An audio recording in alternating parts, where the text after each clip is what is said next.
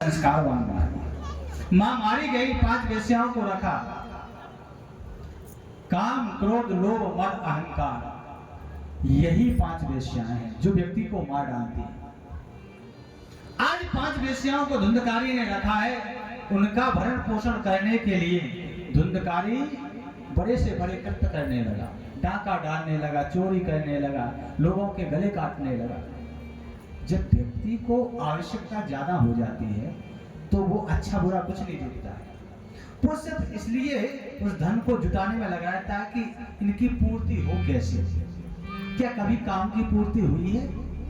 क्या कभी क्रोध की पूर्ति हुई है? क्या कभी लोभ की पूर्ति हुई है? क्या कभी मद की पूर्ति हुई है? क्या कभी अहंकार की पूर्ति हुई है? कभी पूर्ति नहीं कर सकता। यही सब जुटाने के लिए धुंधकारी धन को इकट्ठा करता है, चोरी डकैती करता है।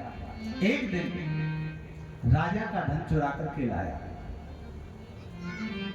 देखिए, राजा का धन चुरा करके लाया और उन 5 वेश्याओं ने देखा कि आज ये राजा का धन चुरा करके लाया।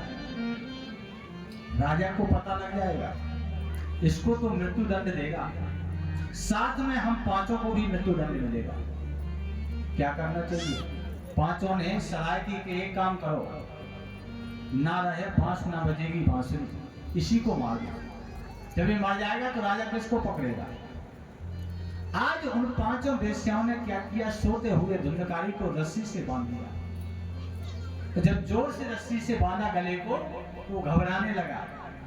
जब वो मरा नहीं तो 5 वेश्याओं ने क्या किया कि दहकते हुए अंगारे, अग्नि के अंगारे उसके मुंह में डाले, तड़पा तड़पा करके मारा। तो बंधु याद रखो कि हमारे जीवन में ये 5 चीजें नहीं आनी चाहिए। ना तो काम आना चाहिए, ना क्रोध आना चाहिए, ना लोभ, ना मद, ना अहंकार, क्योंकि अंत में यही मारते हैं।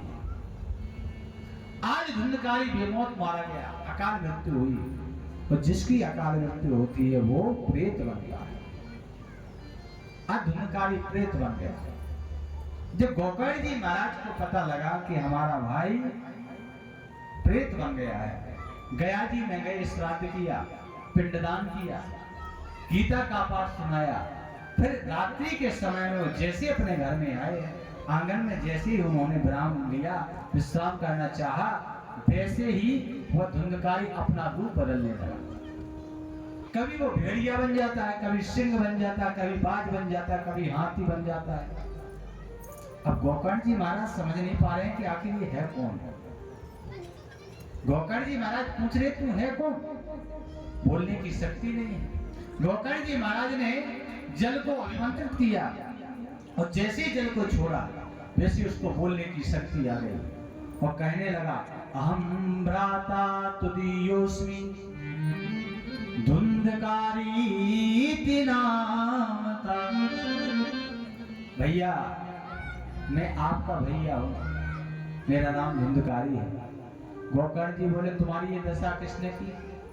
तुम प्रेत कैसे बने? तो कहने लगा, स्वकीये नैव दोषेण, किसी का दोष नहीं है, मैंने अपने स्वयं अपने कर्मों के द्वारा ये होनी पाई। मैंने अनाचार, दुराचार, अत्याचार, भ्रष्टाचार करके धन कमाया और मैंने जो 5 वेश्याओं को रखा था उन्हीं ने मुझे मार दिया। लोग कहते हैं कि अमुक व्यक्ति ने मुझे मार दिया। कोई किसी को नहीं मारता है, उसके कर्म मारते हैं। तो भैया, मैं अपने स्वयं के दोष के कारण मैं प्रेत योनि में पड़ा हूं। कृपा करके आप इस प्रेत योनि से मुझे मुक्त करा दीजिए। गोकर्ण जी महाराज ने प्रार्थना की तो सूर्य भगवान ने उन्हें आदेश दिया, श्रीमद् भागवताम मुक्ति सप्ताहम वाचनम कुरु। महाराज, आप अपने भाई के लिए अगर मुक्ति चाहते हो तो सप्ताह भागवत का पारायण करिए। तब गोकर्ण जी महाराज ने सप्ताह भागवत का आयोजन किया। पहले दिन की कथा हुई। एक 7 गांठ का बांस लगा हुआ था। धुंधकारी प्रेत योनि में था, तो वो जाकर के हवा के रूप में उस 7 गांठ वाले बांस में बैठ गए। वो कथा सुन रहा है।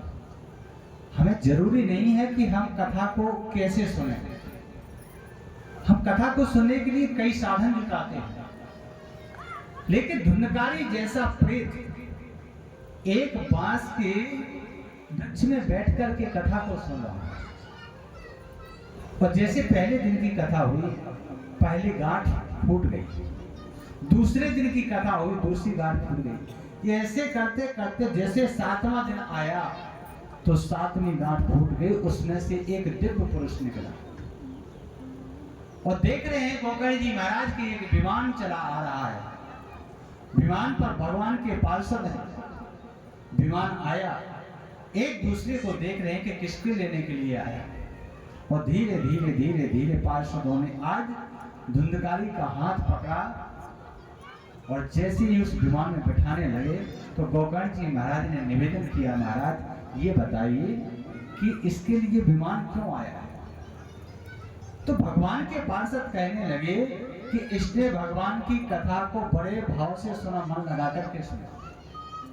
गोकर्ण जी महाराज कहने लगे, अत्रैव बहवः सन्ति श्रोतारो मम निर्मला, आनीतानि विमानानि न तेषां युगपत् कुतः। मुझे एक बात समझ में नहीं आई कि यहाँ हजारों श्रोताओं ने बैठ करके कथा को सुना, सभी कथा सुन रहे हैं, लेकिन किसी को विमान नहीं आया। ऐसी कौन सी कथा धुंधकारी ने सुनी है कि इसके लिए आप लोग विमान लेकर के आए हो। भगवान के पार्षद कहने लगे, गोकर्ण जी महाराज कथा में दोष नहीं है, सुनने में दोष है। आप किस भाव से कथा को सुन रहे हैं। आज तुम्हारे भाई धुंधकारी ने मुक्ति पाने के उद्देश्य से कथा को मन लगा करके सुना, और जो ये सारे श्रोता बैठे हैं इन्होंने संसार के साधनों को पाने के लिए, धन उपार्जन करने के लिए, धन कैसे मिल जाए ये विचारधारा करके कथा को सुना है। तो इनका भाव बदल गया। कथा तो वही है, लेकिन कथा को कौन किस रूप में श्रवण कर रहा है ये ज्यादा महत्वपूर्ण है।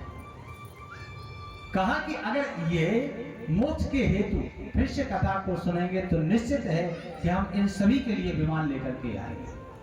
गोकर्ण जी महाराज ने फिर से कथा का प्रारंभ किया, सब लोगों ने कथा को सुना, सभी के लिए विमान आए, विमान पर बैठ करके सभी भगवान के परम धाम को चले गए। बोलिए वृंदावन बिहारी लाल की। तो भागवत का प्रभाव यह है, नारद जी महाराज से सनकादिक ऋषि कह रहे हैं कि नारद जी महाराज देखो धुंधकारी जैसे अन्यायी, आतताई, दुराचारी, व्यभिचारी व्यक्ति के लिए भगवान ने पार्षद भेजे, भगवान के धाम को उसने प्राप्त किया। ये भागवत की महिमा है। नारद जी कहने लगे, महाराज ये बताइए भागवत की पारायण विधि क्या है, भागवत कैसे करना चाहिए, और भागवत में खर्चा कितना आता है। तो आजकल सब लोग यही तो कहते हैं, महाराज खर्चा बताओ, पहले खर्चा कितना है।